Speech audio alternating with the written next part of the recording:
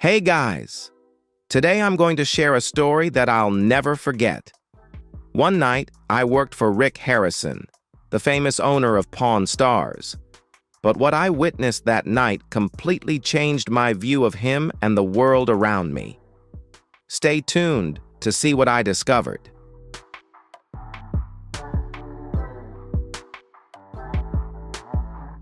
One night, I had the opportunity to work for Rick Harrison, the famous owner of Pawn Stars.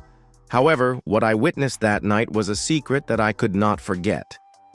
The strange and unexpected events completely changed my view of this world.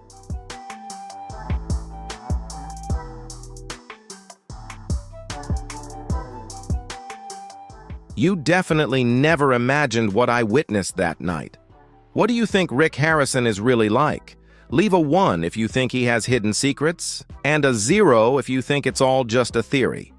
Don't forget to support me by subscribing to the channel and turning on the notification bell so you don't miss the next interesting stories.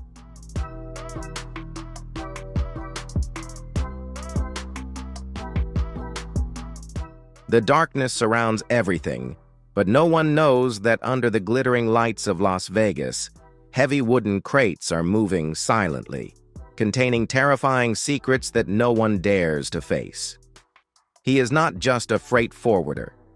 Each of his trips is a journey to mobile mausoleums, places of cold despair, where fragile lives are locked in darkness. Those wooden crates, sealed with red tape, are delivered to Rick Harrison, who the world still thinks is just an antique dealer. But behind the flashy smile and the lights of that famous TV show, there is a dark world that no one dares to touch.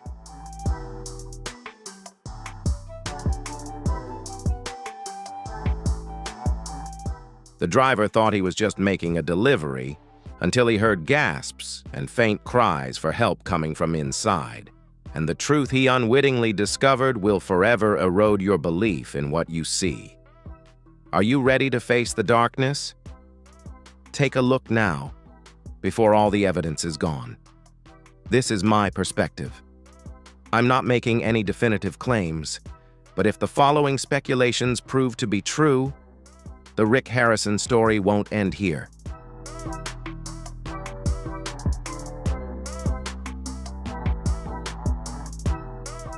Some secrets are not whispered, some are not written, some are kept in sealed wooden crates, delivered to those too bold to ask further questions. The story begins on a long route through scorched Las Vegas, when an anonymous driver receives the strangest delivery of his traveling career. There is no sender's name, no description of the goods, only a delivery address handwritten in rough black ink on a crumpled piece of paper. A warehouse behind the gold and silver pawn shop.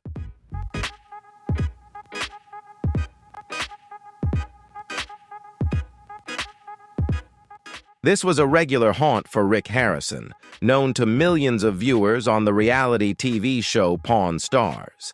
The driver was used to strange deliveries. But this time, from the start, his instincts urged caution. The wooden crates he was asked to load onto the truck were unlike anything he had ever seen. No labels, no shipping seals, just a strip of red tape wrapped around each one. They were unusually heavy, cold to the touch, and made a faint sound like fabric rustling in the dark. When he signed the receipt, he was given brief instructions, just 3 lines long. Do not open the crates. Do not stop. Deliver at night.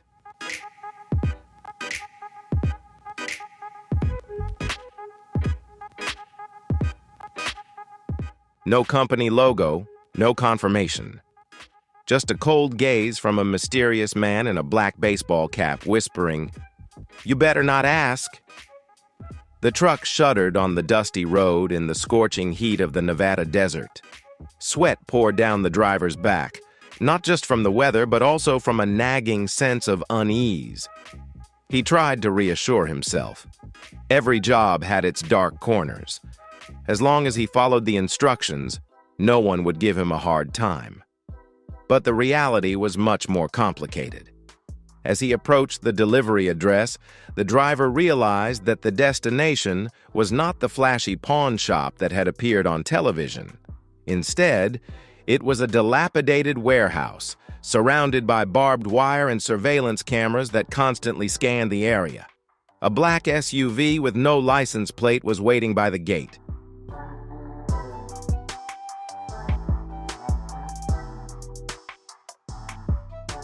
As he got out of the truck, a man appeared, his face hidden by sunglasses, wearing a stiff white shirt like a uniform. And to the driver's surprise, he realized that the figure standing behind the man was none other than Rick Harrison. Rick did not smile. He did not appear friendly. He just nodded slightly, asking the driver to open the truck's cargo compartment. A group of strangers approached and quietly began unloading the wooden crates.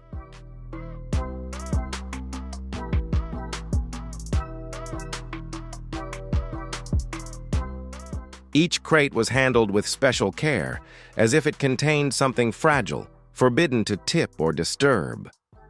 In the dim yellow light of the warehouse, the driver swore he saw a crate tilt slightly as it was moved, and from inside came a faint sound, like a stifled sob or a fragile stirring. He stood there for a moment, his throat tight, but it was all in a split second, quickly swallowed up by the heavy bang of the warehouse's metal doors closing.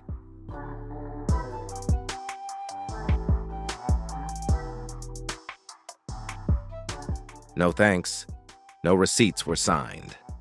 Rick Harrison simply nodded, then turned and disappeared into the darkness of the warehouse, where crates were stacked, like secrets ready to be buried under the dust of time. On the way back, the driver lost track of how many red lights he had run, how many intersections he had crossed. His mind was filled with questions. What was in those crates? Why was it so secret? And why would Rick Harrison, a public figure, personally receive the goods in the middle of the night like a shadowy agent?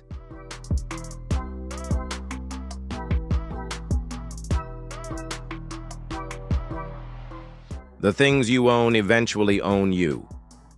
The saying echoed in his mind like a haunting curse.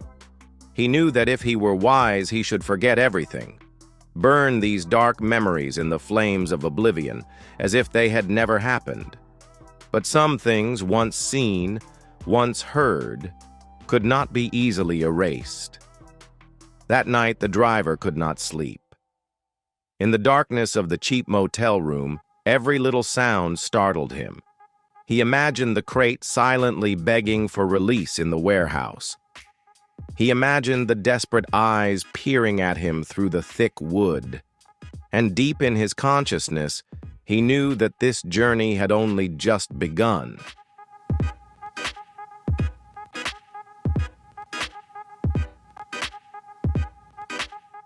When the first delivery was over, the driver had hoped that he could escape that strange world, that he could simply return to the familiar deliveries, the lifeless packages, the clear black and white invoices. But life did not allow the one who touched the darkness to retreat so easily. Just 3 days later, his phone rang. An unknown number, no identity. The voice on the other end was cold. "Kurt, same location, same rules. Midnight." Then the line went dead, leaving a cold void in his heart.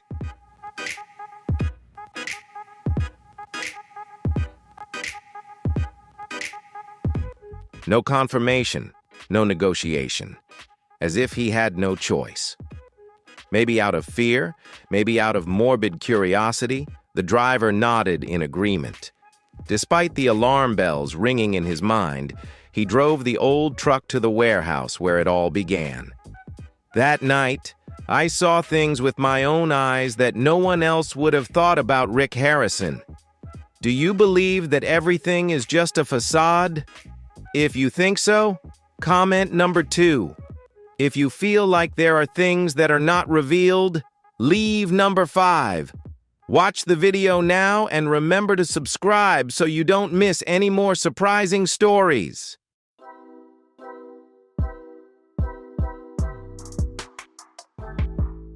This time the crates were larger, heavier. As he and the men quietly loaded them onto the truck, the driver could feel their brutal weight, as if each crate held not just objects, but suffocating secrets from another world hidden beneath the rough wood. It took 3 men to lift each crate. As they lifted it, a faint screeching sound came from inside, like rope rubbing against wood.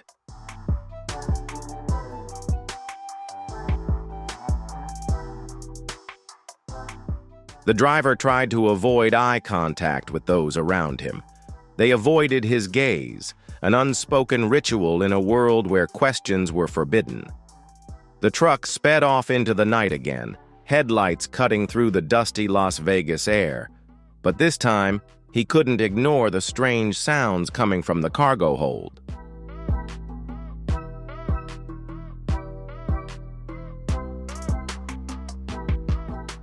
Not the shifting of inanimate objects, but vague sounds, faint stirrings, faint tappings, as if someone were desperately trying to make a signal from within.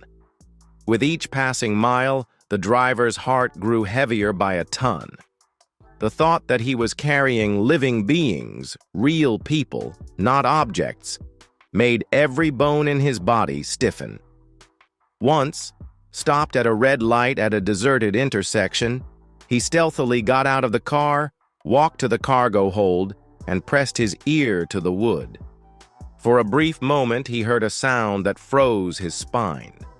A sigh, very soft, very weak, like that of a dying soul.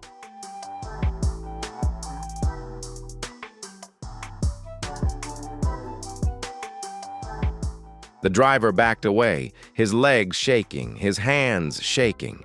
He knew he had to do something, call the police, rescue the people inside, or at least refuse to deliver the cargo. But then an image flashed through his mind. Rick Harrison's cold eyes that night, the men in black silently watching his every move, the black SUVs without license plates circling the warehouse.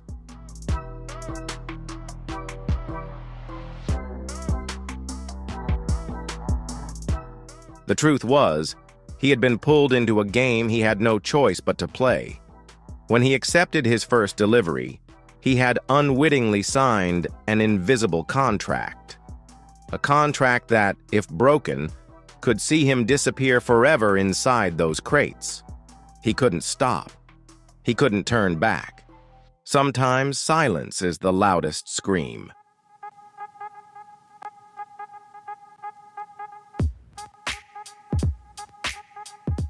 A quote he had read in passing echoed in his mind, pounding with every thought. The driver left the warehouse, his delivery complete, a man lost in thought. He felt like he had betrayed the most sacred thing of all, compassion. He was not a bad person. He had never sinned. But complicit silence was a crime, and he knew that better than anyone.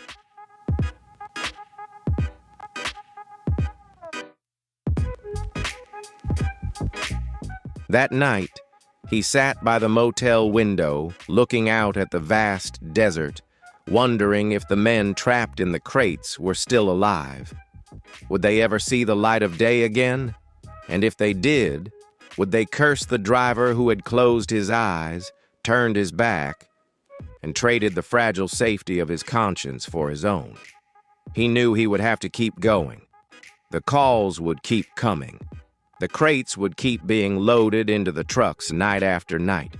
And every time the wheels rolled over the broken yellow roads, he would carry a piece of his rotting soul with him, along with the souls trapped in the darkness.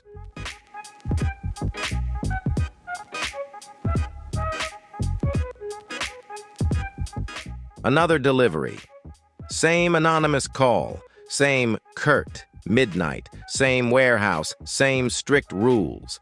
The driver sat behind the wheel, eyes glued to the darkness, swallowing the Las Vegas skyline. His heart was in turmoil, torn between fear and helplessness. He knew he couldn't go on. If he kept repeating this cycle, what little humanity he had left would rot away, turning him into a shell, no different from the crates he carried night after night. But a smoldering fire had burned inside him. He craved the truth, not just for himself, but for the ragged breaths, the cries for help that haunted his restless dreams.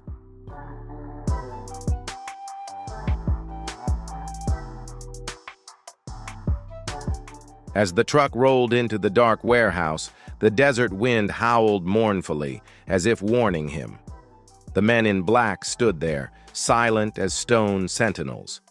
Rick Harrison was nowhere to be seen, but he could feel his eyes on them through the lifeless cameras. The driver got out, feigning calm, signing the delivery slip, and slowly helping load the crates into the truck as he always did. But in his mind, he was already planning.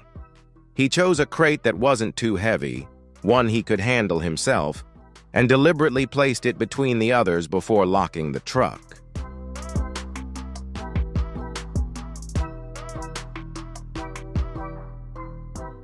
As he pulled out of the warehouse, his heart pounded like it was going to burst. He didn't dare stop for fear of being discovered. Only when he had driven nearly 30 miles from Las Vegas did he pull over to a deserted lot, shut off the engine, and quietly made his way to the cargo hold. By the flickering light of his flashlight, he untied the ropes that bound the crate.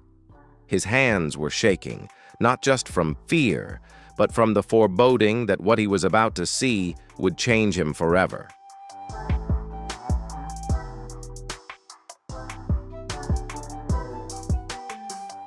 He pried open the lid. A musty, metallic smell rose up. In the dim light, he saw a man, skinny, head bowed, hands and feet bound, mouth taped with silver tape, skin gray, trembling, eyes glazed but alive. He was stunned, his doubts gone. This was not a delivery, but human trafficking, the transport of living souls locked in wooden coffins like inanimate goods. He tore off the tape, and the man stammered, "Help, please! Family!" He clenched his fists, his nails digging into his skin to keep himself calm. The life-or-death decision had to be made right then.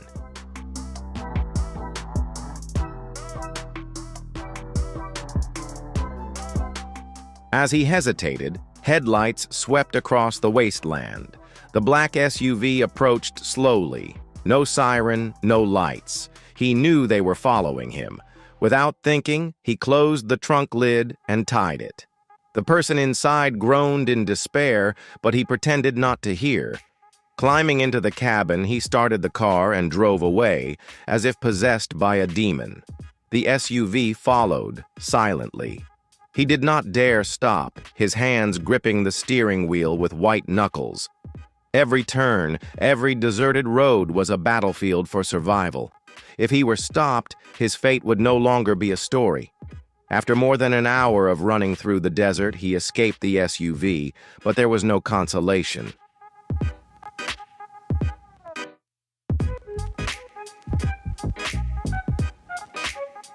He handed over the remaining crate, pretending to know nothing. But in his soul, a door opened wide, leading to the unforgettable horror of the truth. The person in the wooden crate was a bleeding wound in his mind, reminding him that he had failed to save the pleading soul. "The cage is made of wire, not iron," the driver muttered, rushing into the darkness, carrying a sin that no distance could erase.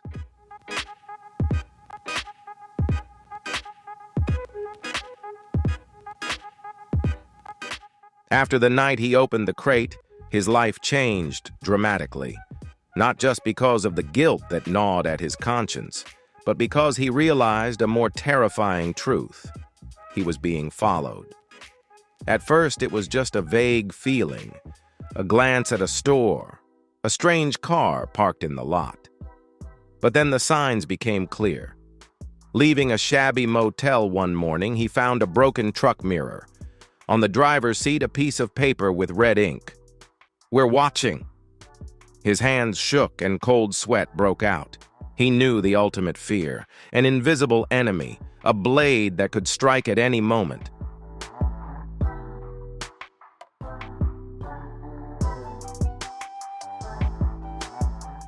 A few days later, the anonymous calls came in waves.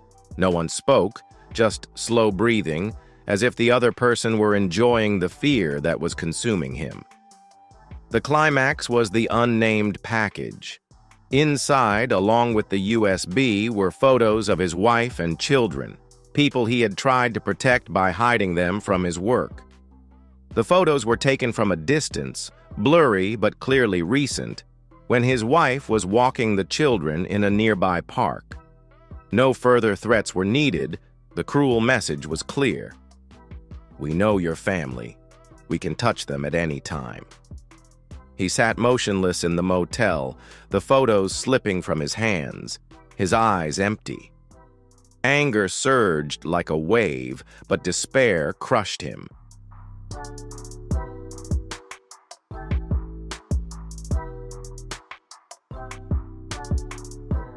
He had no one to turn to for help. The police were powerless. If the mastermind behind this network was powerful enough, bribing the law was a small matter. Friends and relatives were useless. A slip of the tongue could cause the people he loved to disappear.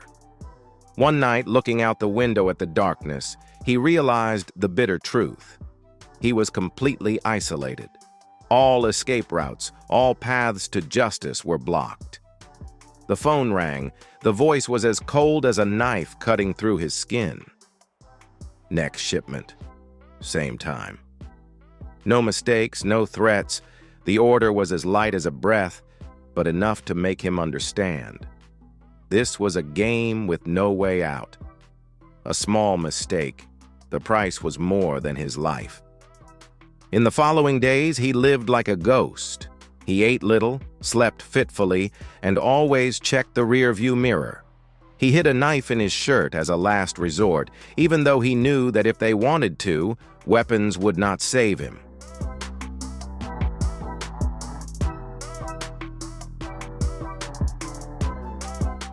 He had thought about escaping to Mexico or Canada, changing his identity. But the image of his family pulled him back to the cruel reality. Escaping meant leaving them as hostages. He wondered, is this how the underworld operates? Without chains, only fear. People imprison themselves. Fear doesn't kill you. It wakes you up. He repeated the phrase like a rope to keep him awake. But with each shipment, with each noise from the cold wooden crate in the back of the truck, his heart became heavier.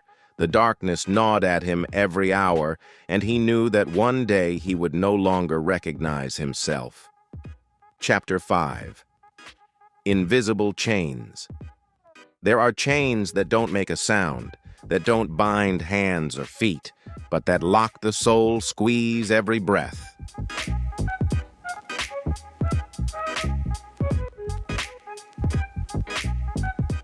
He understood this better than anyone. He still walked the streets, drove on the highway, but deep inside, he had been imprisoned for a long time. Night after night, the sound of the wooden crate echoed in his memories. The cries for help he pretended not to hear. The dull eyes of the person in the crate he opened stabbed into his dreams like sharp thorns, turning each time he closed his eyes into his own private hell. No one knew. On the outside, he was an anonymous person in the bustling world. But on the inside, he was a zombie, carrying sins that no court could judge. He tried to forget, rushing to deliver regular goods, but just closing his eyes, he felt the cold from the anonymous wooden crate.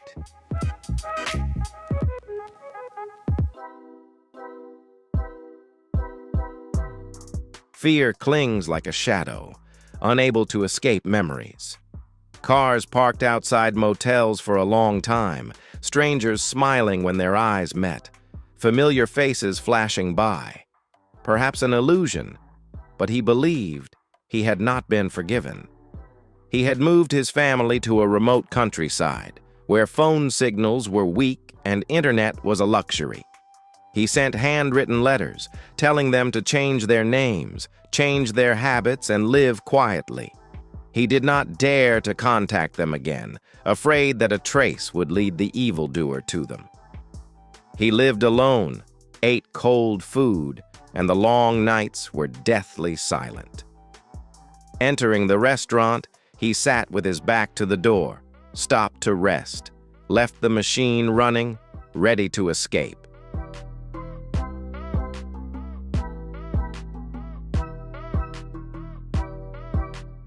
The heaviest chains are those you forge yourself. The words from the book of his youth stuck with him like a curse. He bound himself with silence. No one forced him, only fear and guilt. Sometimes, in the quiet of the night, he thought of ending it. A bullet, a knife, ending his rotting life. But he couldn't. A shred of courage, of humanity, whispered, "Live, at all costs." Not for himself, but to protect his family, to stop the darkness from spreading. Every morning, the weak sunlight broke through the dust, and he told himself, "One more day." He dragged himself through each day, an exile in his own life.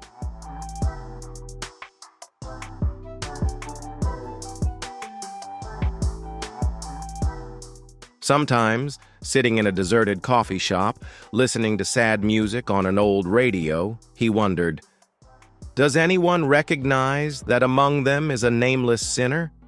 No, they don't know, and they don't need to know. This world contains too many untold stories, too many buried truths, too many ghosts disguised as ordinary people. He knows that no matter how long he lives, how far he travels, he cannot wash away what he has witnessed.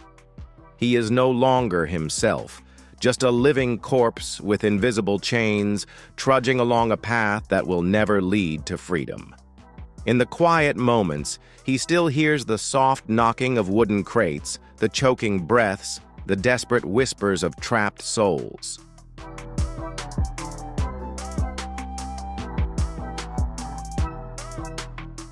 Right next to Rick Harrison's magnificent mansion, a commoner accidentally opens a gate to a cold abyss, a subterranean tunnel that hides secrets colder than the desert night. It is not just a strange structure, but a place where the light of truth has never touched, where silent screams echo in the cracks of stone.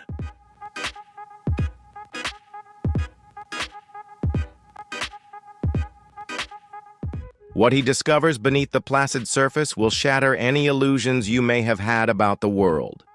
For the first time, you will realize some truths that, once witnessed, will never let you sleep. Are you ready? Come down with us if you dare. This is my perspective. I dare not say for sure, but if the following hypothesis is correct, the story of Rick Harrison is not over. Chapter 1. Noises under Las Vegas, the city of glittering illusions, always hides stories that neon does not illuminate. In the quiet suburbs where mansions are stacked like pearls, he chooses a simple life.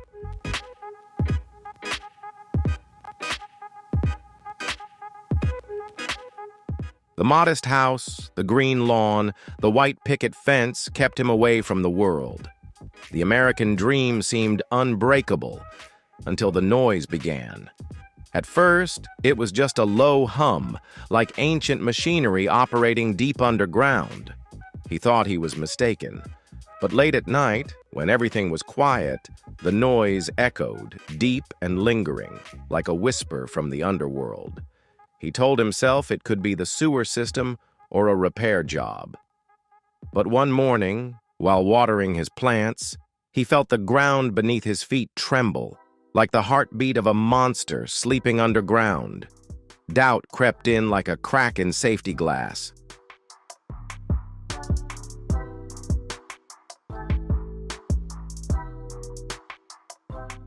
Curious, he asked his neighbors.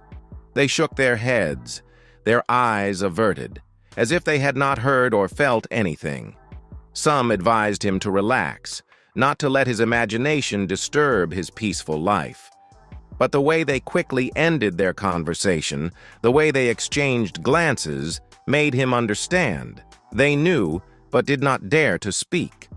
One night, when the noise became clearer, he decided to act. He took out his flashlight, put on his coat, and went outside. The sky of Las Vegas at midnight was dark, the city lights twinkling behind gray clouds. The desert wind blew cold, carrying the smell of damp metal.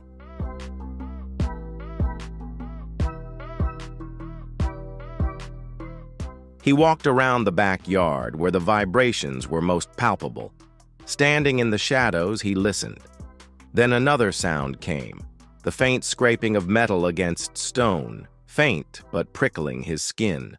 Not plumbing, not insects. It was the sound of human hands, of digging, of scratching. He knelt down, pressed his ear to the ground. The noise was louder, closer, clear. Something or someone was right under his house. The next day he took the day off, spending the day surveying the ground. Near the wall adjacent to Rick Harrison's house, he saw a small crack that ran from the base of the wall to the ground like a poorly concealed scar. He dug carefully. An hour later, the shovel hit something hard, a cold metal sound. He pushed the dirt away, revealing the old iron cap, unmarked, as if it had never existed on the city map. His hand shook as he touched the handle.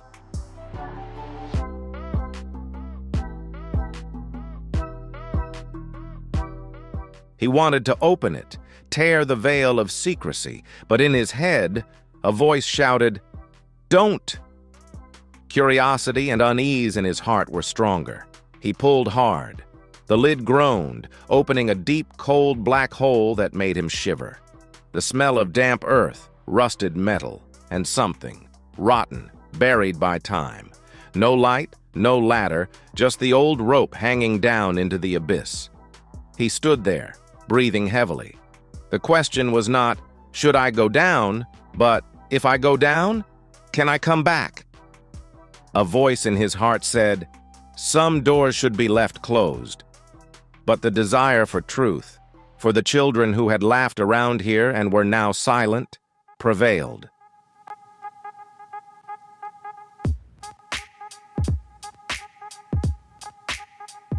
He took a deep breath, grabbed the rope, and began to descend. That descent would change his life forever. Under the dry land of Las Vegas, under the white walls of the American dream, there was not only sand and rocks, but also secrets, too terrifying for ordinary people. Chapter 2. Forbidden Blueprint. He did not sleep that night. After descending the suffocating darkness, the feeling of fear and death enveloped him. He stopped. His survival instinct screamed, forcing him to retreat. He knew that if he ventured further without knowing what to face, he would not return. The next morning, under the harsh desert sun, sitting in his room with a cold cup of coffee, he searched for clues.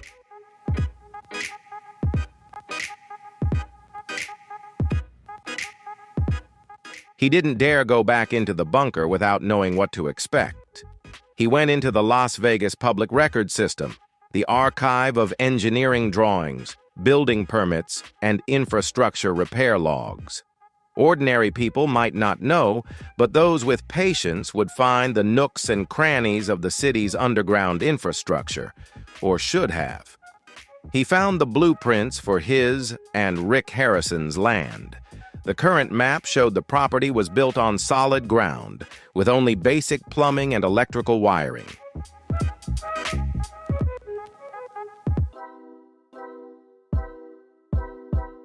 But he didn't believe it. Using a little trick, he got an old map from the 1980s, before the area became a luxury area. There, he discovered an anomaly, a system of Cold War-era military tunnels stretching under the area. The tunnels were dug to serve as nuclear bomb shelters and emergency storage facilities, part of a secret U.S. program at the time. But strangely, the current map no longer had any traces, as if someone had intentionally buried their existence.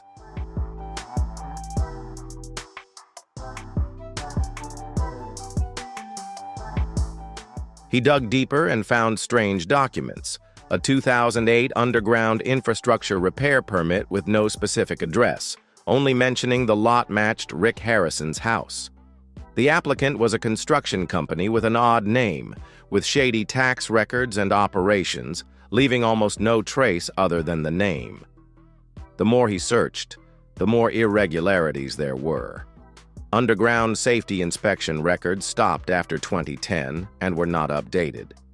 Reports from former residents about underground noises were marked unverified and quickly dismissed. In 2015, a telecommunications cable installation team reported strange tunnel structures, but were asked to keep quiet and sign a confidentiality agreement.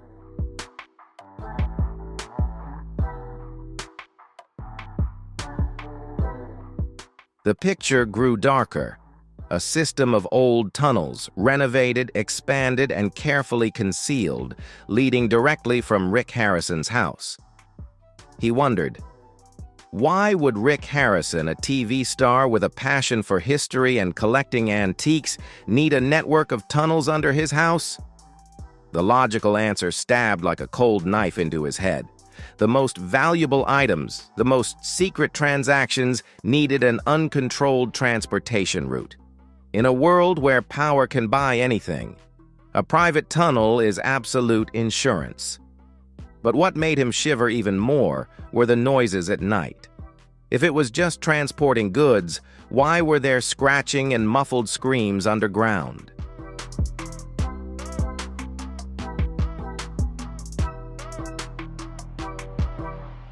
He closed the laptop, his hands shaking uncontrollably.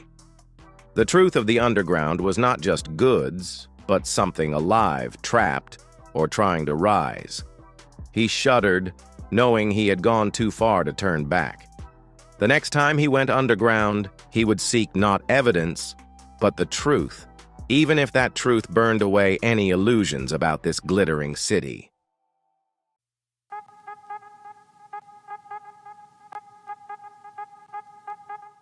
But in the small residential area where he lived, the silence was thick and stifling. He stood at the entrance to the tunnel in his backyard, the flashlight flickering and casting a weak light on the cold earthen wall. From below, a cold wind blew, carrying the smell of dampness, rust, and a little rot, like time imprisoned. He tied a rope around his waist, gripped the flashlight, and carefully climbed down. The first step on the rough, damp ground made him shiver. The air in the tunnel was thick and heavy like lead. Each breath labored. The narrow, low passage forced him to bend. The walls were packed earth, and a few rotten wooden beams supported the ceiling, as if they could collapse and bury him underground.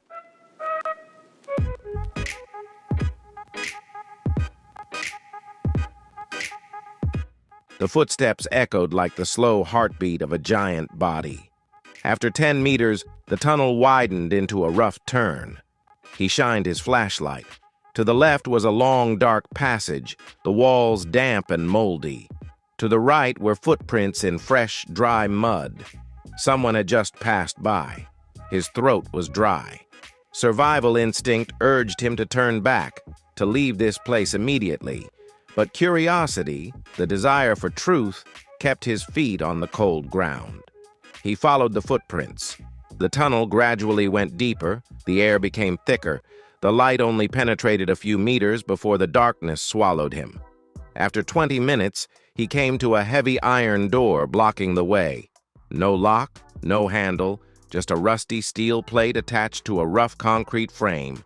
Next to it, a clumsily carved inscription, "Delivery, do not open." Like a curse. His heart pounded. He pressed his ear to the door. At first, there was absolute silence.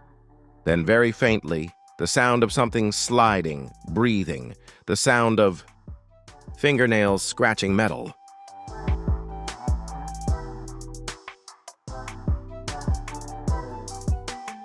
He recoiled. Something, or someone, was there, and it knew he was there. He swallowed, neither advancing nor retreating. His hands shook as he groped his way along the narrow path beside the door. The tunnel was narrow, the ceiling low, almost crawling. The smell of damp and rust was thick, seeping into every pore. As he went deeper, he saw more strange signs. Rotten wooden crates stacked along the path. Some were broken, revealing dirty children's clothes, covered in dust and cobwebs. There were old, faded photos. Someone had tried to burn them, leaving only charred pieces. He saw the children's faces, the forced smiles, the panic in their eyes. He didn't dare touch, just stood there, trapped in a silent nightmare.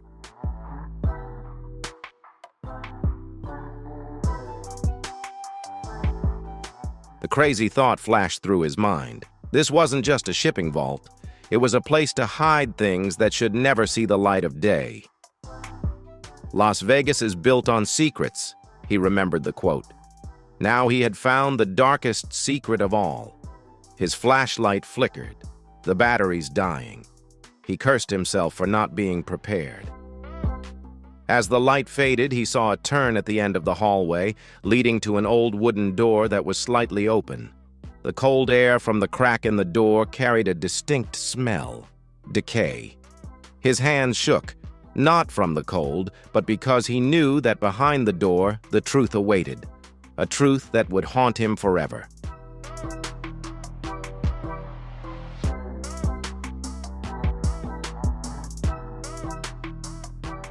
The old wooden door creaked, the rusty hinges squeaking under his trembling fingers. The cold wind carried the smell of decay, rust, and a sickening stench that choked his throat. But he did not retreat. He had come this far, and there was no turning back. Inside was a cramped room, rough concrete walls, no windows, only flickering light bulbs hanging in the air, like a dying room.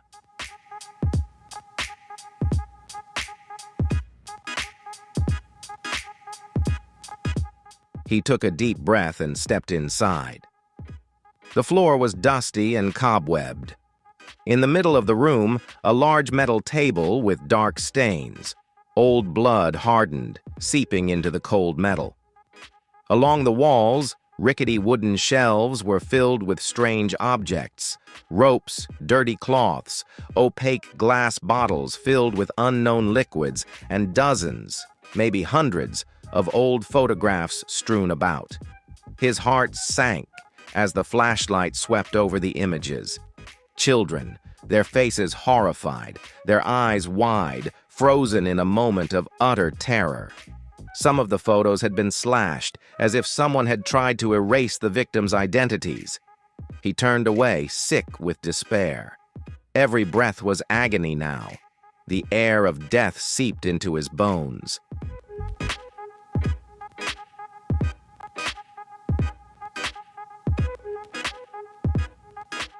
At the end of the room, a small door made of rough planks bore a faded but eerie red inscription: "No way back." He recoiled, the flashlight shaking in his hand. Every instinct screamed to flee, but anger, compassion, or the instinct to face the darkness pushed him forward. He gently pushed the door open. The room beyond was darker. A row of small iron cages, only waist-high, were crowded together, large enough to hold people or children in a crouching position, unable to stand upright, unable to sit comfortably. Some of the cages were empty, rusty, rotten, but some bore traces. Dirty blankets, broken toys, deep scratches on the bars, as if the captives had desperately tried to escape. He held on to the wall to keep from falling. This nightmare, the reality before his eyes, was not allowed to exist. Not here. Not anywhere. He was stunned, trying to calm himself.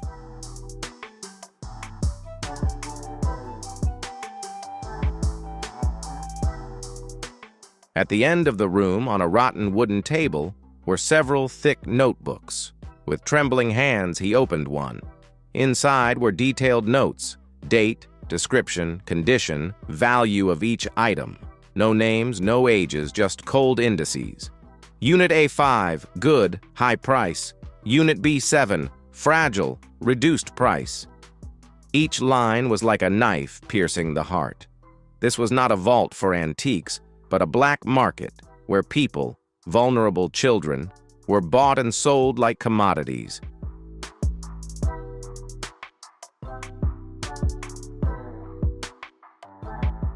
Suddenly, footsteps echoed from the hallway. Not fast, not hurried, but steady, deliberate. Someone was coming, and they knew he was there. He quickly stuffed a few notebooks into his backpack, his eyes scanning for an exit. In the corner of the room, under a dusty tarp, he saw a ventilation shaft big enough for a person to crawl through. Without hesitation, he rushed forward, pulled back the tarp, and crawled in.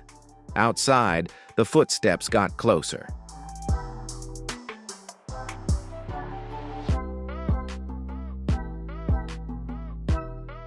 As he crawled through the narrow tube, dust covered his face. The main room door was pushed open. A deep voice growled, "Find him."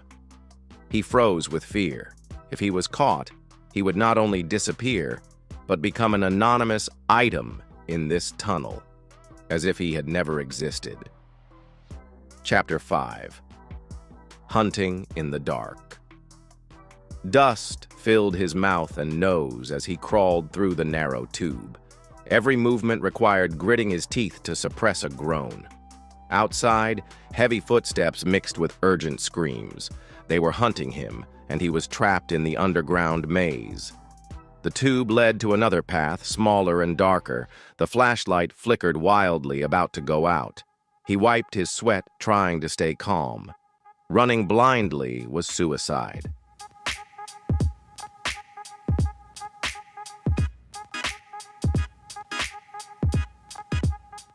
He re-envisioned the tunnel layout. Which way to the backyard? Which way led deeper into hell? There was a noise behind him. He turned. A large shadow had entered the pipe, crawling toward him, faster and more agile than he had imagined.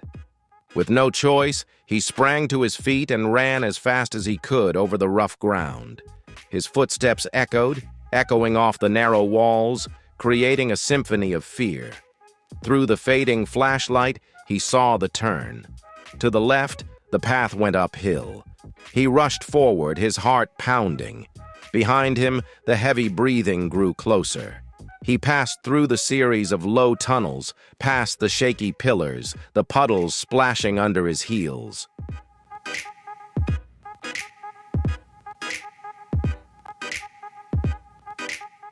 The flashlight went out. Darkness closed in.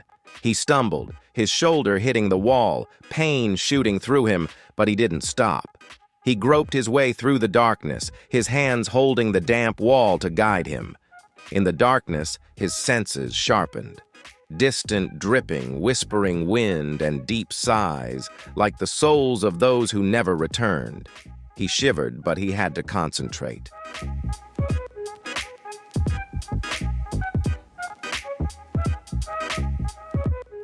His fingers touched the cold metal, a door. He slid through, fumbled for the latch. It was unlocked. The door groaned horribly. He slipped in, closed the door, and held his breath. Seconds later, heavy footsteps ran down the hallway, accompanied by an angry roar. He pressed his back against the wall, his heart pounding like a drum. The room was dark. He turned on the flashlight on his phone. The dim light swept across the wall, and he froze. On the wall, the words were carved thickly with nails or sharp objects. "No one leaves. They hear you. Be silent or stay forever." Below the words were scratches stained with dried blood. His stomach twisted. This was not just a prison, but a place where the will was buried, where the unfortunate gave up hope.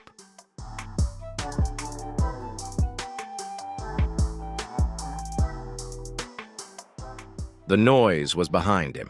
He turned. A small, dirty figure crouched in the corner, eyes wide and filled with primal fear. A child. It said nothing, just raised a hand to its lips, signaling silence. Outside, footsteps echoed, slow, calculating. They knew he was there. He clenched his fists. He could not be caught, could not leave the child trapped in this nightmare. He leaned down, whispered, "Trust me. We will get out." The child nodded. He gathered his strength, pushing his shoulder against the small iron door at the end of the room, hoping for an escape. The door resisted, then squeaked as the rusty hinges gave way.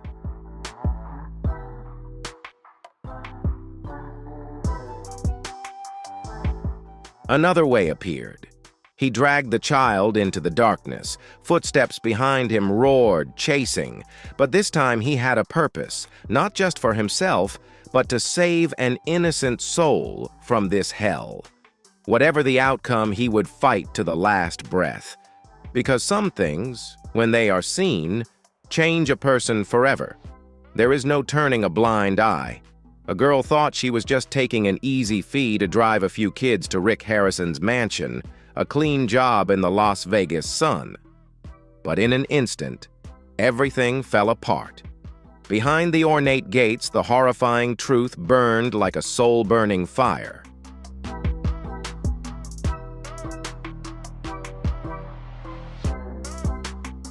The fake smile, the locked door, the choked sobs, and she, the innocent middleman, realized she had opened the gates of hell with her own hands. It was too late to repent. The price was irreparable. Don't look back. This time, the truth is not only shocking, it will change the way you see the world forever. See it now. This is my perspective. I don't claim it, but if the latter hypothesis is correct, the Rick Harrison story is not over. Chapter 1. The mission to simplify the nightmare. That morning, the Las Vegas sun stretched across the dusty street, casting a pale yellow glow on the windshield of the old van.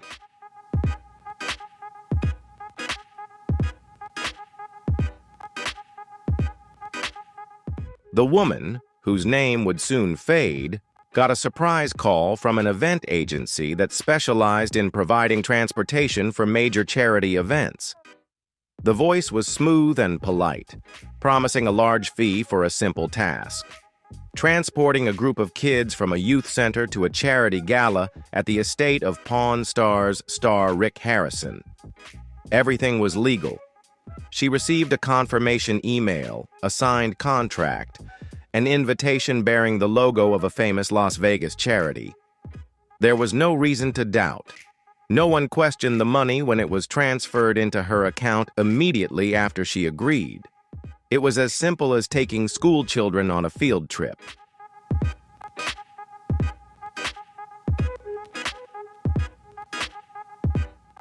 At the center, she picked up 8 children under the age of 12, dressed in clean uniforms, chattering in the back seat, looking forward to the trip. One, a messy blonde with curious eyes, kept asking, "Where are we going, miss?" She smiled, squeezing the steering wheel. A flicker of unease flashed, but she brushed it aside. It was just a charity party. She knew Rick Harrison only from TV, a friendly man who loved history and antiques. How could it be wrong?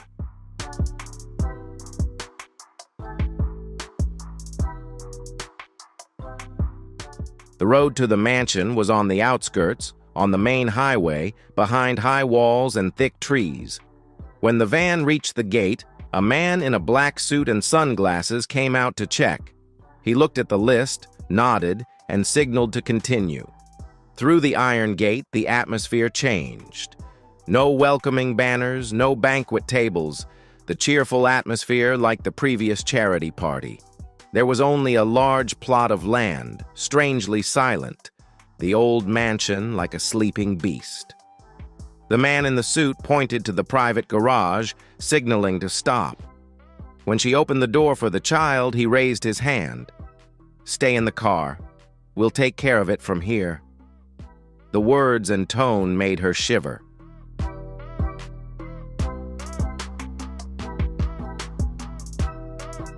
Through the windshield, she saw 3 more men in black suits emerge from the mansion. No documents, no name tags, no smiles, just cold eyes and clenched fists. Children were led one by one through a side door at the back of the house. No music, no commotion, just an eerie silence. Unease was building. This was no charity party. The air smelled of absolute control, of no questions asked. When the last child disappeared through the door, she felt as if she had sealed their fate. A cold emptiness pierced her chest, making it hard to breathe.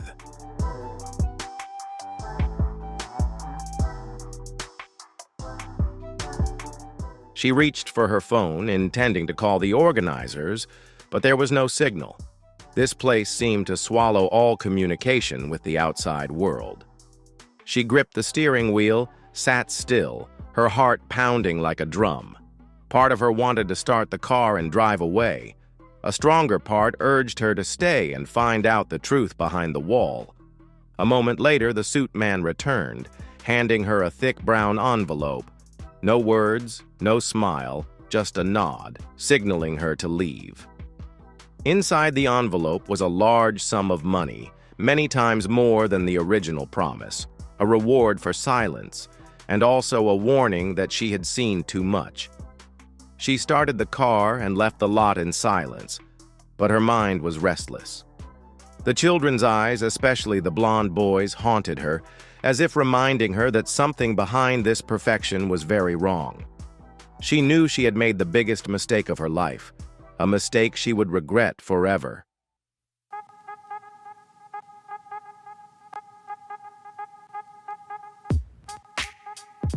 The van rolled slowly out of the iron gate, leaving the magnificent mansion in the Las Vegas sun like a suffocating mirage.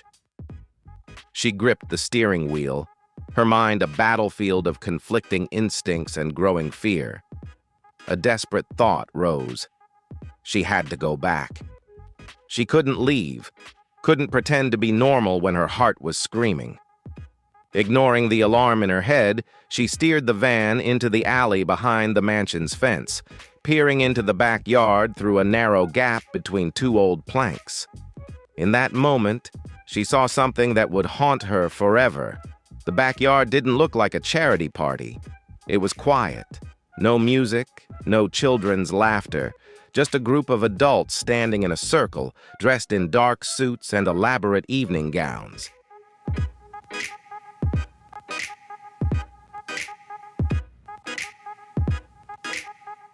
They looked like party guests, but their smiles were forced, mixed with contempt and possessiveness, like in a secret auction movie where people are commodities. Children stood alone in the corner of the yard, eyes bewildered. No one approached, no one spoke. The adults' eyes occasionally glanced over, assessing like an unopened auction. She recognized Rick Harrison, the TV celebrity in a black suit, standing in the middle of the group, smiling faintly, holding a glass of dark liquid. Panic rose like a flood. Every cell in her knew this scene should not exist, not here, not in the light of day. She continued to watch, her heart pounding.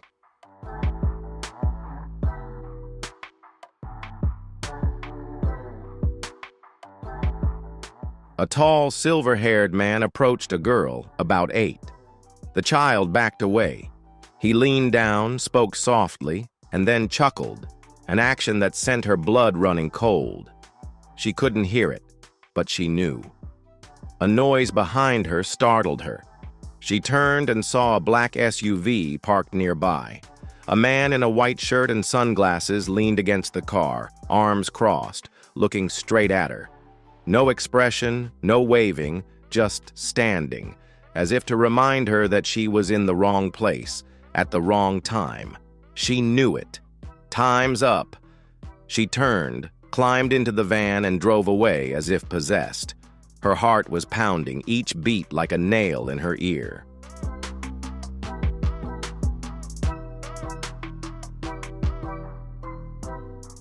far from the mansion, she pulled over, leaned her head on the wheel, and gasped.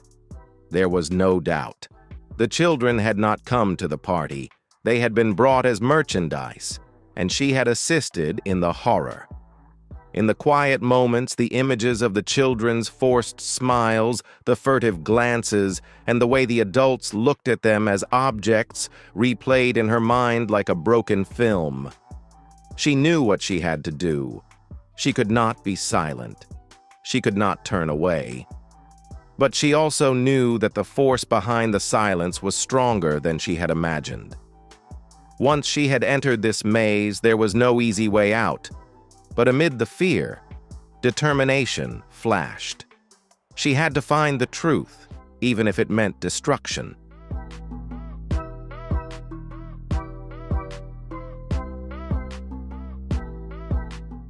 In the evening, the shadows of the trees stretched like skeletons on the ground.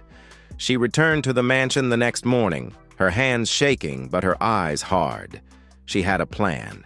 It was reckless, foolish, but she had no choice. She pretended to be a freelance cleaner, taking short hours, making it easy to slip through the lax management of the place. Despite its sophisticated organization, the mansion still had loopholes of subjectivity. The cool air, the polished wooden walls, the crystal chandeliers, the thick carpets, all exuded an air of false luxury. But the more perfect it was, the more uneasy she became. She memorized every step, every security zone, trying to maintain a normal appearance in the guise of a maid.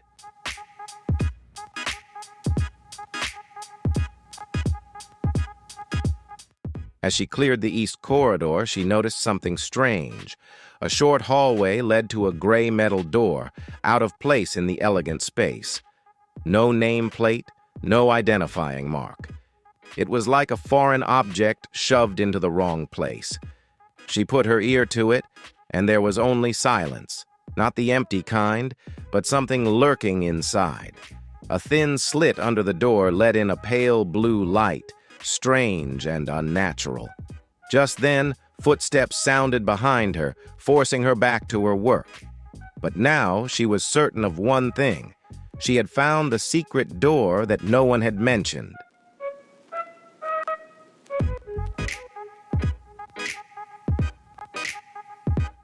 No nameplate, no markings, just existence. She asked another employee, feigning innocence, "What's behind that door?" The other glanced, then turned away, his face as hard as stone, leaving a cold. "Don't ask about the East Wing." Not advice, but an order. But the silence only fueled her thirst for truth. She knew she had to get there at all costs. She devised a risky plan. Wait until the main shift was over when the staff dispersed to prepare for the dinner party, then sneak in. Leave no trace, attract no attention. Every step was calculated, but her heart still pounded like a drum as she approached the gray door.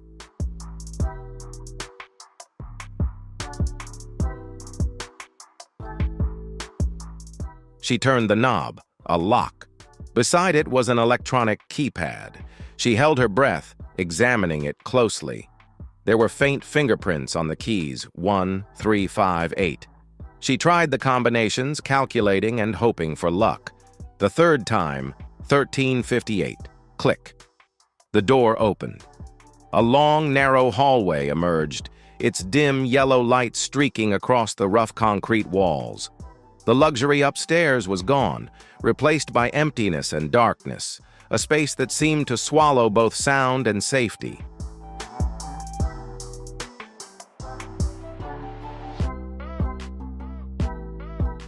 She stepped in, her footsteps echoing through the thick walls, as if awakening something ancient and dangerous.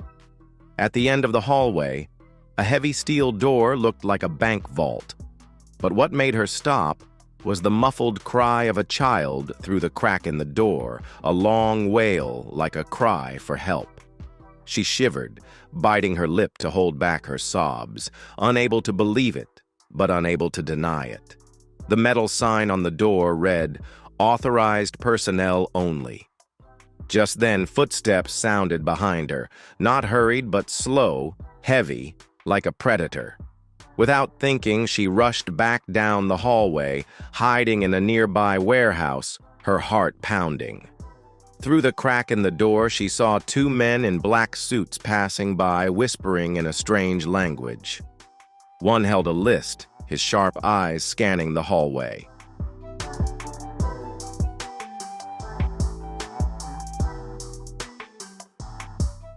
She hugged herself tightly, holding her breath.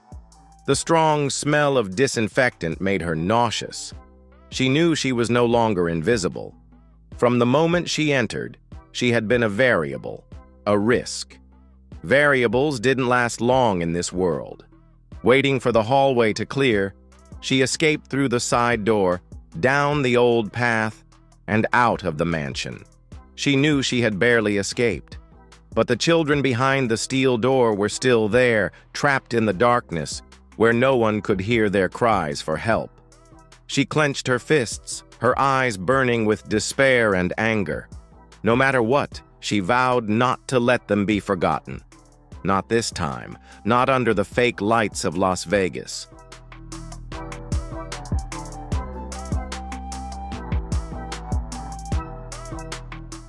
She couldn't sleep the night after her escape from the mansion. Even with her eyes closed, images of the dark hallways, the baby's cries, and the sense of being hunted haunted her mind like ghosts. The next morning, as the weak Las Vegas sunlight filtered through the sheer curtains, she knew she couldn't give up. Silence was complicity now. The weak part of her whispered to forget, but the self-destructive part of her won out. She was determined to go back, not just to observe, but to get evidence. She prepared, a new phone, a hidden camera in her shirt, a map of the mansion drawn from memory, and a plan to sneak into the East Wing undetected.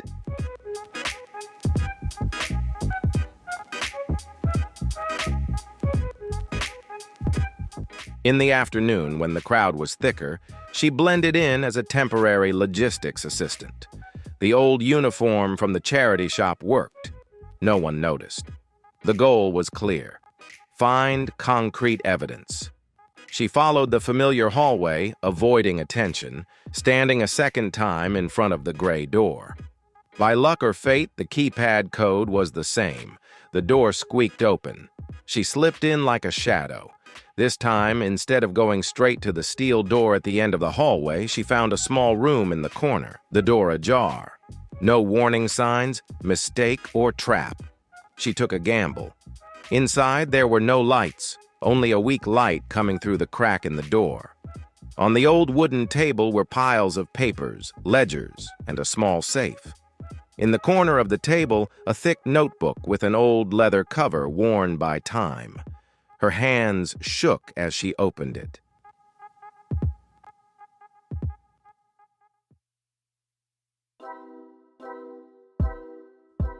Inside, the handwriting was sloppy but cold.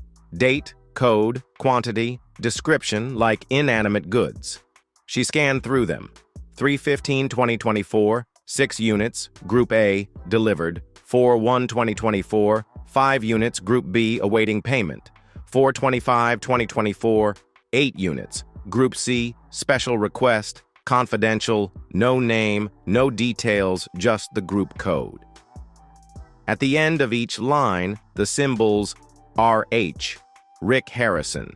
The notebook was not just a diary, but an indictment, evidence of a human trafficking network hidden in the shadows.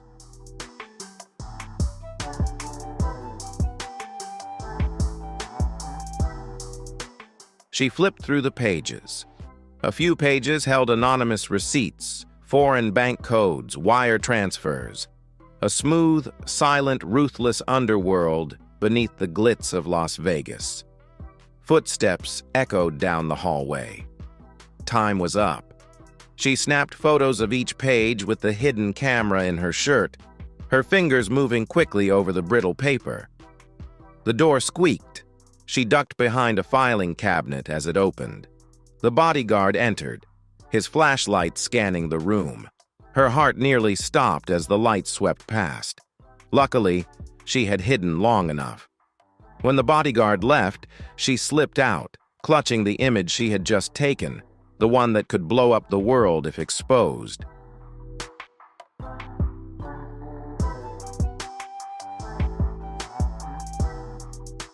Only when she reached the safe zone did she dare to take a deep breath.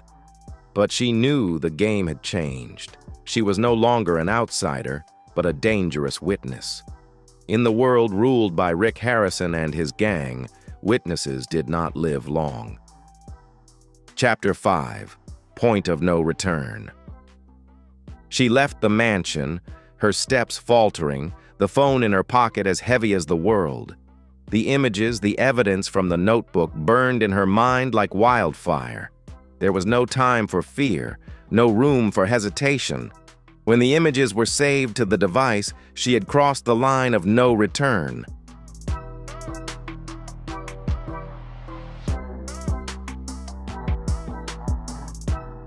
In the darkness of Las Vegas, the neon lights seemed to mock her. A small woman who dared to challenge the empire behind the luxury. She found a crowded, inaccessible 24/7 coffee shop. She sat near the window, her back against the wall, her eyes scanning the entrance, a newfound survival habit. She opened her laptop and composed an email. To whom? The mainstream media had probably been bought. Police, whose uniforms were easily manipulated by money and power. Only a few independent journalists who had exposed scandals remained. She selected one, attached the data. Her finger hovered over the send button. She closed her eyes, her heart pounding.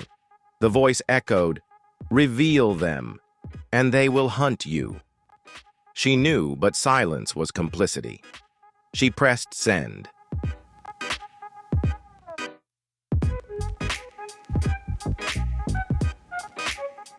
The email left her inbox like a bullet. Unstoppable. Unstoppable. Just then, she saw a black SUV pull up at the corner of the bar. 3 men in black suits stepped out, moving in unison like a professional hunting team. Time was up. She gathered her laptop and slipped through the back door of the bar. She didn't run. Running would draw attention. Just walked quickly, blending into the weekend crowd heading toward the bar. But she could feel them closing in.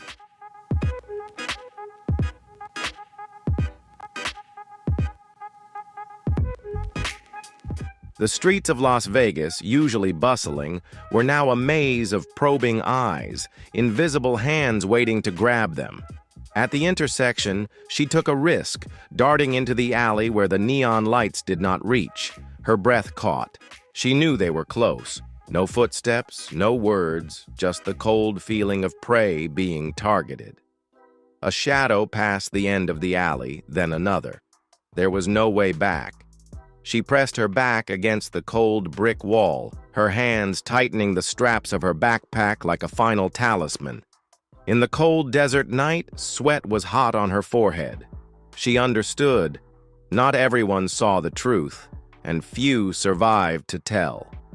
But she had chosen, stepping onto the road of no return.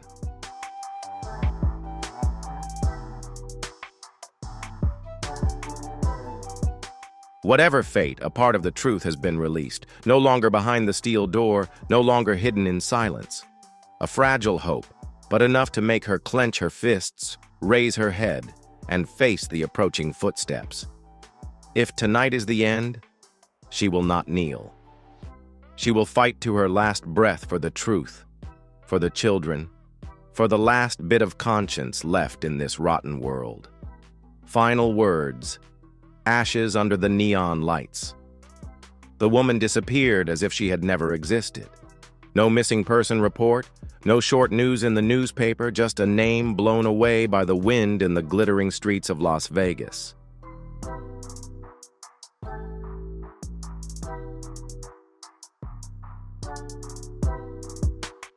In a hidden corner, her old backpack was found, tattered on a suburban lot. No laptop, no evidence, just a crumpled piece of paper with the words, "The truth is not a luxury, it is a debt we must pay." No one knows what happened that night. The curious, small-time journalists, anonymous bloggers, soon withdrew after the anonymous phone call, the cold message, "For safety, forget it."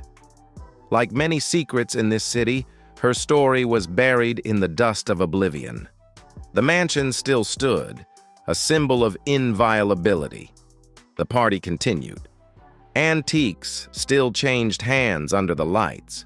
Rick Harrison still smiled on TV, as if nothing had ever cracked beneath the aura.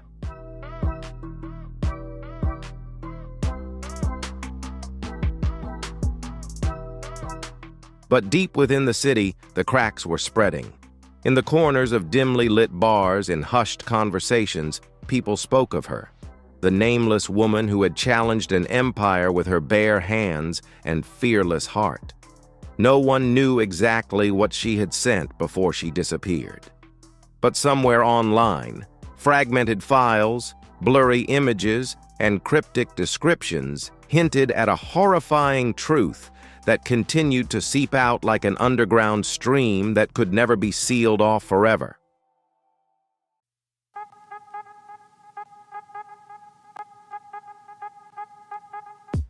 And in the late hours, when the neon lights on Fremont Street dimmed, some people would look up at the dark sky and whisper, "She didn't disappear.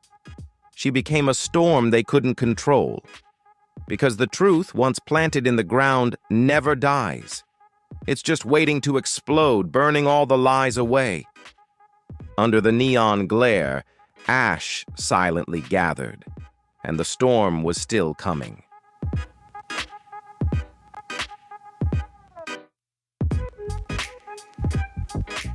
A man thought he was just fixing some wires in Rick Harrison's tunnels. Little did he know he was walking straight into a snake's nest of terrible secrets. What he saw, secret deals, betrayal, ghosts of the past, not only haunted his nights, but also silently turned him into a hunted man. This is more than a tale of antiques. It's an account of an underground world run by fear and blood oaths.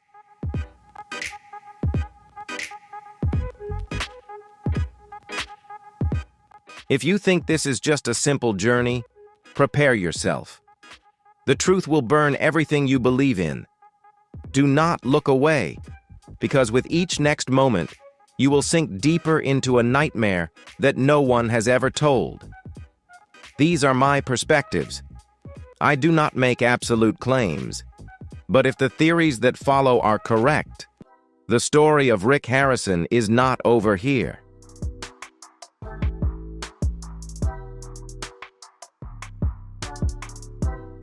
There are places where light is not born.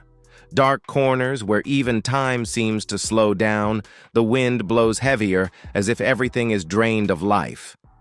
That was the first feeling when the man, whose name history will never record, set foot in Rick Harrison's secret tunnel.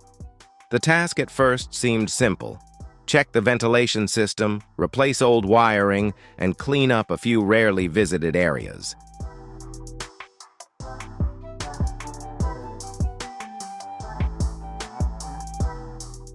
A routine engineering job in a mansion famous for its vast antique collection and lavish parties. He himself had been a fan of the show Pawn Stars, seeing Rick as the epitome of passionate collecting and commercializing memories. But all that naive faith was shattered as soon as the heavy steel door slammed shut behind him. The electronic lock clicked coldly. There was only a long, narrow hallway ahead. Pale white LED lights cast cold lines across the rough concrete. There was no sound, no music, only the echo of his own footsteps, a silent reminder that from here he had entered a world that not everyone was allowed to see.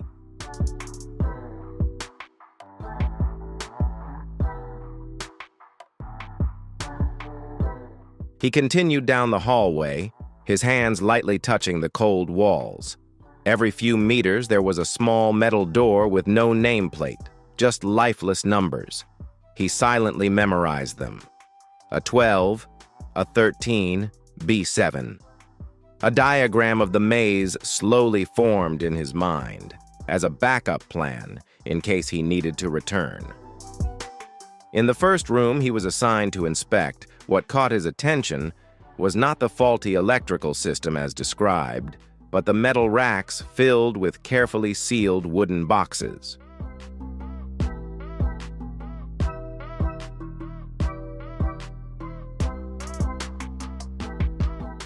Each box had a small handwritten tag that read, "Private property, do not open."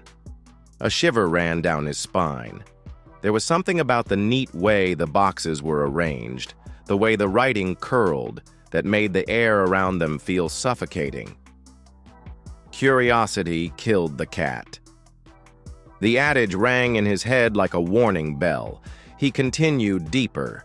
The tunnel curved like underground veins, leading to larger rooms with reinforced steel walls.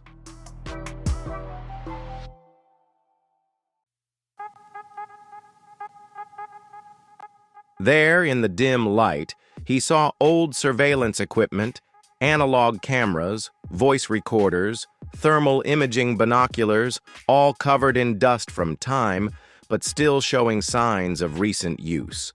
A sense of unease crept into his heart. This was not just a storage place. This was an observation post, a control center. He accidentally noticed an unusual part of the wall, a steel plate slightly out of place compared to the surrounding frame.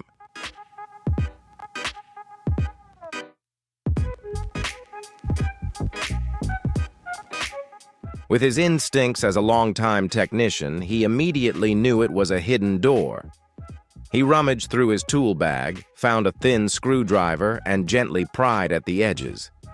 After a few minutes of breathless silence, the steel plate swung open, revealing a dark compartment deep in the wall.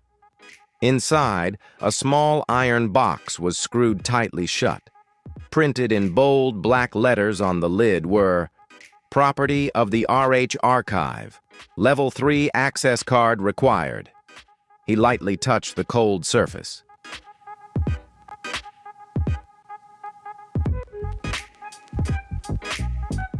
One small decision could decide everything. He knew he shouldn't open it, but like an irresistible pull, he unlocked it anyway. Inside the box were thick files, a few small memory sticks, and an old cassette tape. The label on the tape simply read two short words: "Negotiation." His hands shook, not from fear of being discovered, but from the intuition that if he listened to what was on this tape, his life would never be the same again. Footsteps in the distance startled him. Someone was approaching. He quickly put everything in his backpack, closed the steel plate as before, and quickly disappeared into another small hole in the tunnel.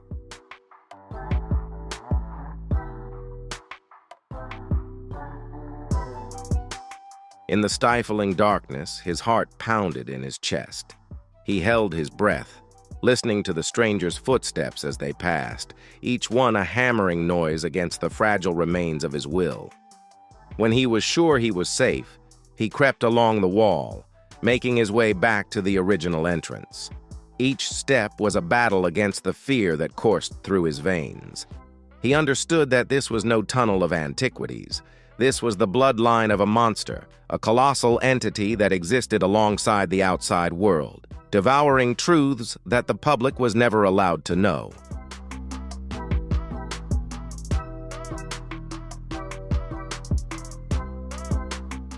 And he, a stranger, accidentally stumbled into its heart. Chapter 2. Relics of a Broken Oath. Night fell on the streets of Las Vegas like a thin, dusty curtain. But underground, deep in that luxurious mansion, time seemed to stand still, leaving only the heavy breathing of the cold concrete walls. The man crept deeper into the labyrinth, where everything seemed to be born to be forgotten.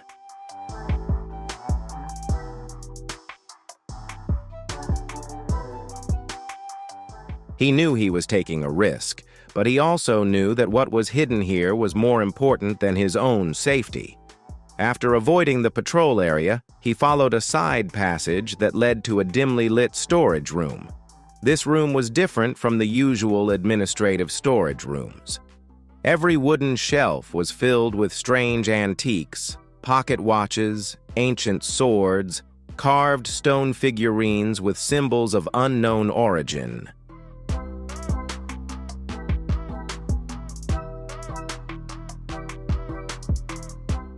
They were wrapped in black cloth, each one seemingly asleep, a cursed sleep. He gently pulled back a piece of the cloth. Underneath the dust of time, a golden mask emerged, with strangely delicate details. The ancient motifs seemed to vibrate under the weak light of his flashlight. In the corner of the cloth, there was a small leather tag with a shaky handwritten note. Private Sale 2011, Origin Unknown.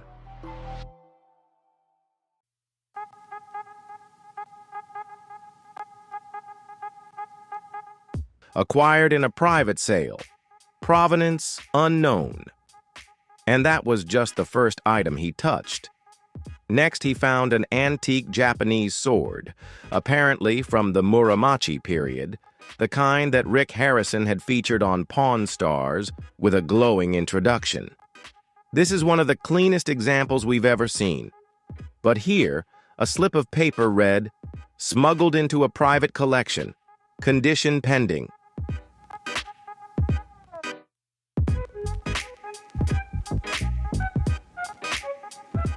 Cold sweat broke out on his temples. Each line of text was like a sharp knife cutting into the glamorous image he had once believed in. He continued to examine it and gradually realized a common thread. Many of the items that had appeared in the famous episodes had obscure origins, unclear origins, or had been traded through secret channels. But what stopped him was not an antique. It was an old wooden chest hidden in the darkest corner.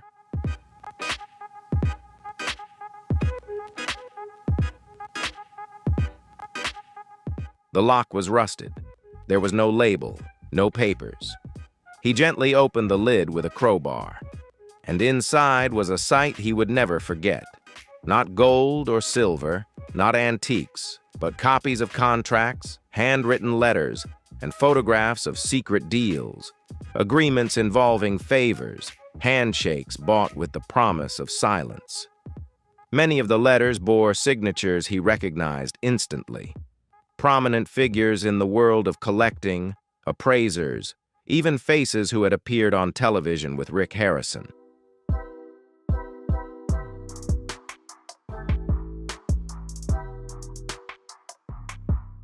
He flipped through an old letter. The paper was yellow with age. The words rolled and trembled. "You promised to protect me, Rick. You broke that promise. Now they're looking for me." He closed the trunk, his heart pounding in his chest. Everything here told the same story. Promises of loyalty betrayed, secret deals broken, lost souls left in the maze of power where greed was the only religion. No one here was innocent. And Rick Harrison, the man America had once trusted, the man America had held up as a model of success, was no exception.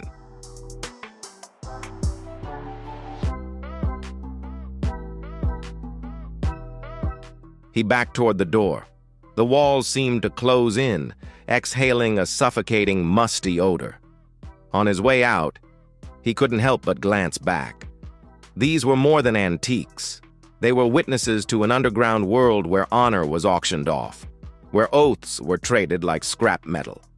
And he, with his eyes alone, had become an unwanted witness.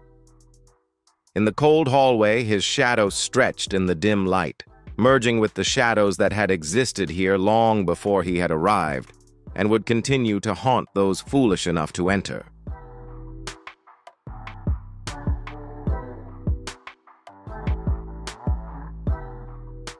The air in the tunnel had become so stifling that every breath felt like a cold knife cutting through his throat. The man moved slowly across the cold concrete floor, his shoes heavy with sweaty socks. Every survival instinct in him screamed, "Turn back! Retreat! Don't go any deeper!" But as if pulled toward doom, he continued forward, drawn by an invisible force to a place where reason had abandoned him.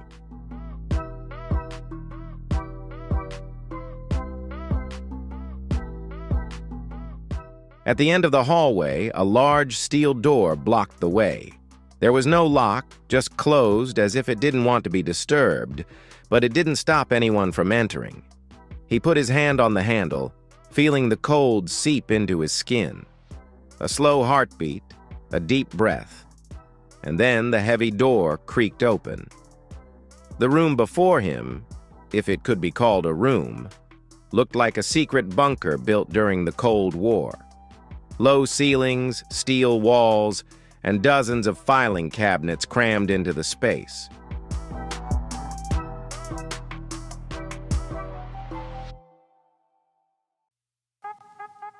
There were no lights, just the beam of his phone flashlight, casting a dim light across the countless files, tapes, memory cards, and storage devices. He stepped in. There was no sound other than his racing heart. He randomly picked up the nearest file. On the cover was the words, "Internally handled, highly confidential." Inside, the words were as cold as knives. A list of fired employees with NDAs, non-disclosure agreements, secret payments to individuals who had threatened to leak sensitive information.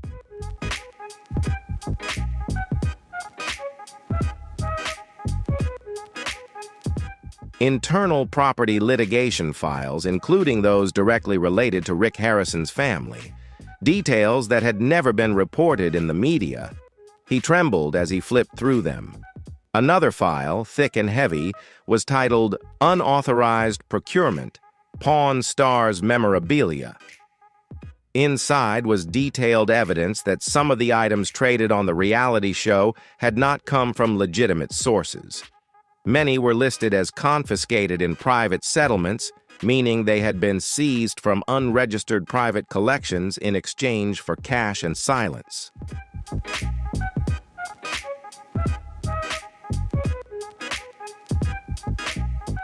At the bottom of the file was a shaky, handwritten note.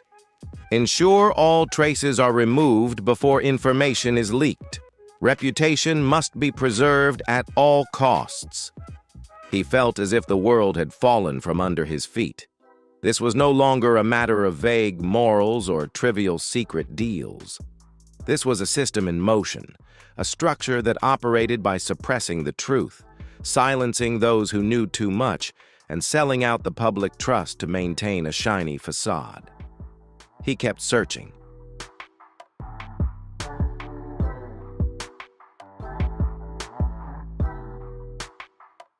In a locked drawer, he found something strange. A small external hard drive, wrapped in protective plastic and labeled "Surveillance Video, Restricted Access Only." His hand shook as he plugged the drive into the portable reader. What appeared on the screen made his blood run cold. Surveillance videos were secretly filmed in the basement area, where expensive antiques were traded in unrecorded transactions. The faces of many prominent figures were clearly visible on the screen. Dealers, appraisers, and even a few faces from Pawn Stars. One video in particular caught his eye.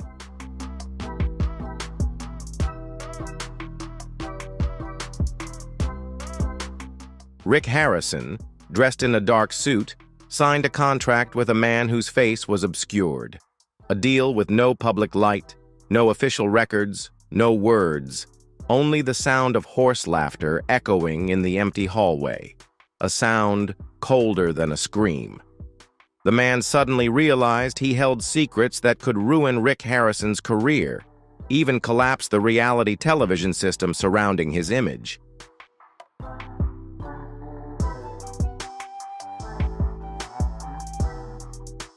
And that was why he, an anonymous repairman, had become a silent convict from the moment he opened that door.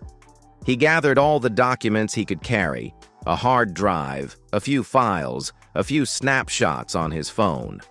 Not enough to expose everything, but enough to start a storm.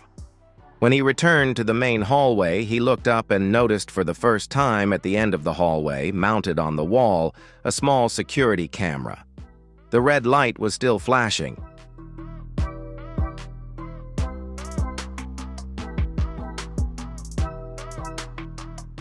He walked quickly, his heart pounding. In this dark underworld, he knew that what he held was more than evidence. It was a death sentence hanging over his head, waiting to be carried out, and from that moment on, he was no longer a part of the world above ground. He had become a part of the vault where the unspoken words were buried, where the truth was buried under cold, hard concrete.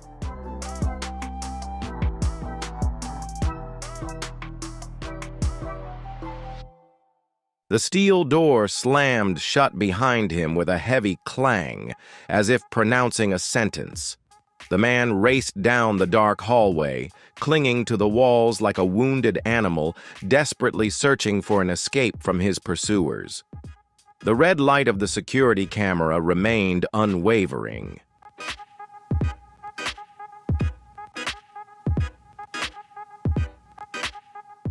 He didn't run. He couldn't. One quick step would end it all. He moved steadily, pretending to be a maintenance man, hoping the person watching would lose interest. But deep down, he knew he was marked. Passing a small exit at the end of the hallway, he took a secondary exit that led to the backyard.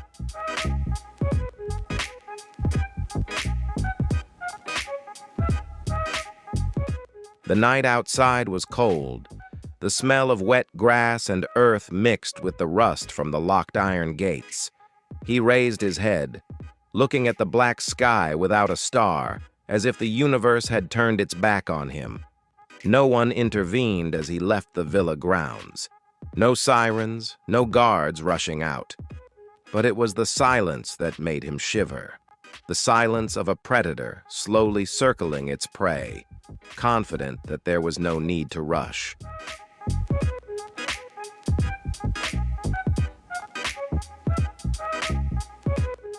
Out on the main street, he blended into the sparse, late-night Las Vegas crowd.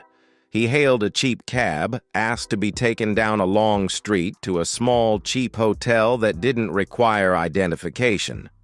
In the old room, he leaned against the door, cowering as if to protect himself from the invisible presence that surrounded him. His phone rang, an unfamiliar number. He turned it off, took out the battery, and threw the phone into the corner of the room like a time bomb.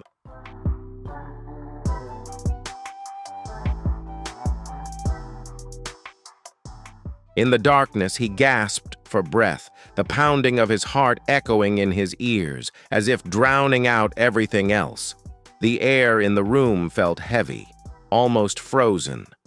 Through the crack in the door, he had the chilling sensation of hundreds of eyes watching him. At midnight, when exhaustion had caused him to collapse onto the creaking bed springs, there was a soft knock at the door. 3 short, abrupt knocks.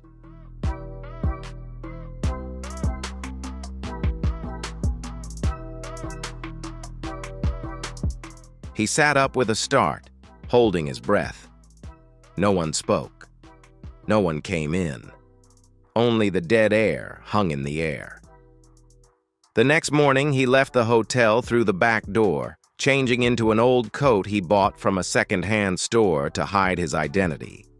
He knew his time was running out. Wherever he went, gas stations, small restaurants, even public parks, strange eyes would flash by and then disappear.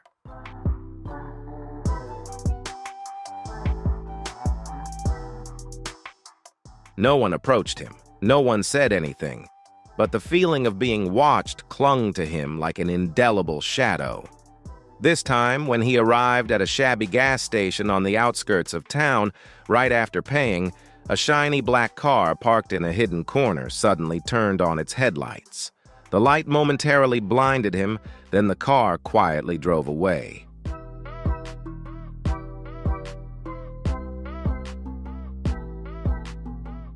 No license plate, no explanation. Just a cold trail.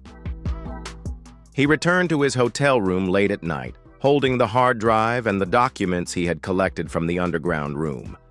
They were all he had, and they were all that was slowly killing him. The man realized one thing clearly. Rick Harrison was not an innocent junk shop owner.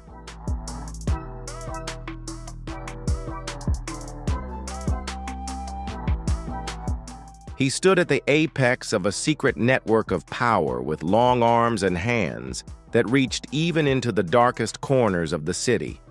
And now he, a simple repairman, had become an uncontrollable element in that system. He sat by the window, looking out into the vast night. Maybe they wouldn't have to kill him in the usual way.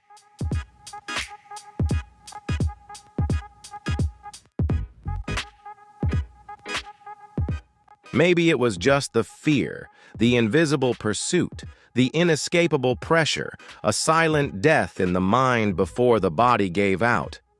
Curiosity killed the cat. The words echoed in his head again, this time like an obituary. But then he clenched his fists. If he had to die, he vowed to die with the truth in his hands. Not as a criminal, nor as a failure. No matter what, he would make sure the truth was not buried. Even if the shadows were still lurking out there, waiting for him to let his guard down and swallow him.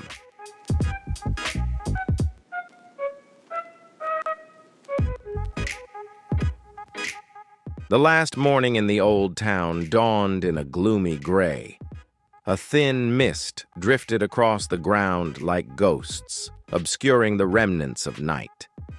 The man leaned against the hotel door frame, his eyes fixed blankly on the pale sky. In his backpack, the evidence he had traded his life for remained silent. External hard drives, old documents, snapshots, recordings from Rick Harrison's secret tunnel surveillance system. All of them burned like small fires in his palms, smoldering but unquenchable. He knew today was the day to decide. There was no escape, no place to hide. He pulled a rickety chair closer to the old wooden table where his old laptop sat, connected to the public Wi-Fi.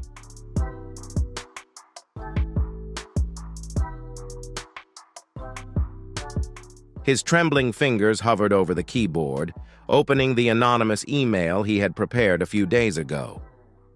The recipients were a few independent journalists, a few international investigative organizations, and a few old friends. People who dared to risk their lives to find the truth. Just one click, and the world would know. He sat there, his hand still hanging over the keyboard, listening to the old clock ticking away, like hammer blows to his temples. A voice echoed in his head. Silence is life. Curiosity is death. He remembered the strange men, the anonymous black cars, the cold glances that passed him on the street, the sleepless nights in the cheap hotel room, his heart pounding at every little noise in the hallway.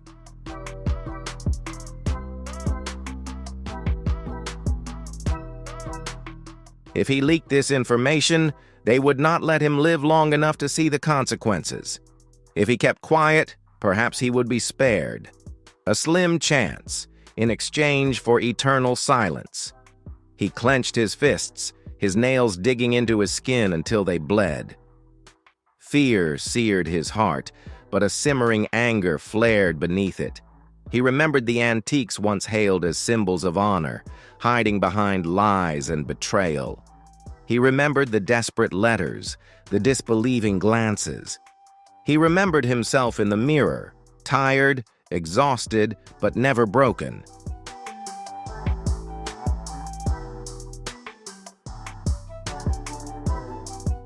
He knew this was no longer a matter of life or death.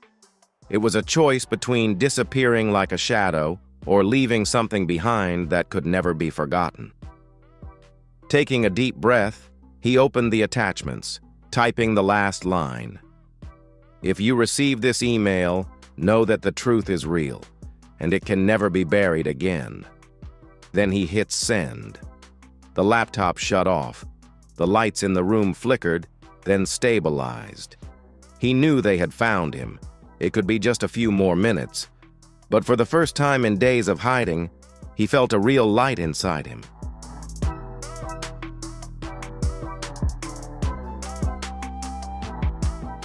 Even if his body were gone, even if his voice was silenced, what he had sent would spread like wildfire, burning away every layer of deception. He stood up, straightened his collar, smoothed his messy hair. As the sounds of the hallway began to echo, heavy footsteps, the rustle of cold metal. He closed his eyes, breathed slowly, and let himself fall into the final silence. An agreement without a signature, a silent but immortal pact.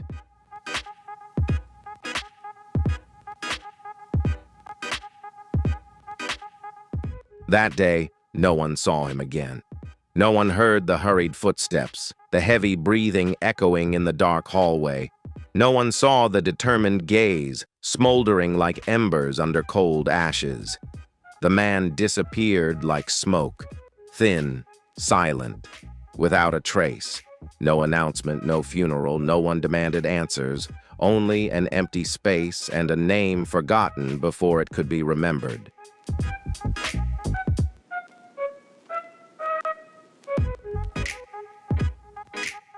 But somewhere in the dark corners of Las Vegas, people still whisper of a nameless man who dared to enter forbidden territory, Rick Harrison's secret tunnel, and never returned the same.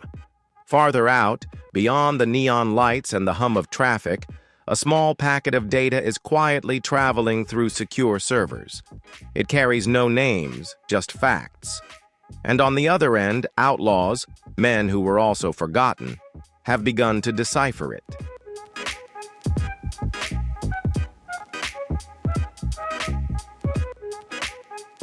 They found harrowing videotapes, copies of top-secret agreements, handwritten notes of betrayed despair.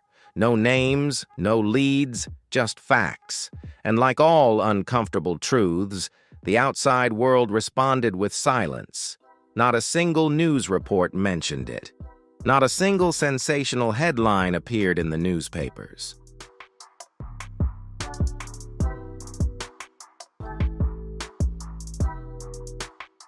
There were whispers in small communities, anonymous posts on locked forums, message threads that disappeared after 24 hours.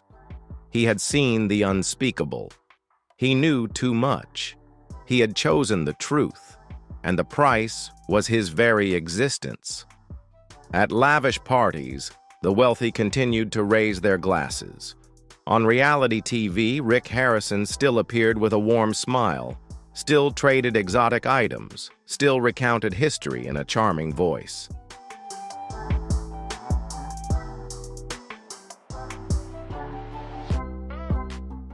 The surface of the world remains undisturbed. Only those who have seen through the shiny shell can feel the small cracks that gradually widen under the weight of unearthed secrets. And in the arid Nevada desert, where the wind carries dust and ancient curses, a small metal box lies buried deep in the desolate earth.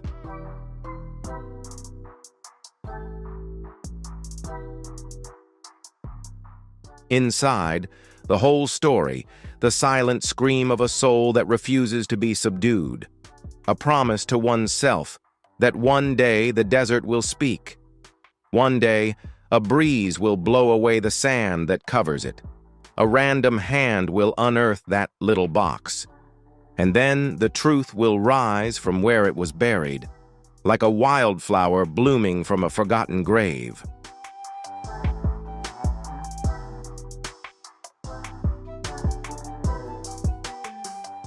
It cannot be stopped, it cannot be extinguished, it cannot be killed, because the truth, once planted in the ground, will always find a way to bloom, regardless of the darkness that surrounds it.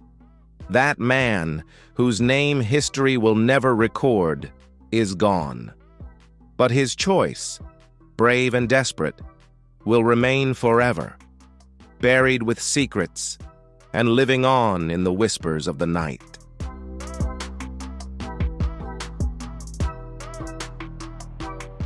Thank you for watching until the end of the video. What I shared today is just a small part of what I witnessed. What do you think about what happened? Leave your comments below this video and don't forget to subscribe to discover more untold stories with me. We will see each other again in the next videos. See you soon.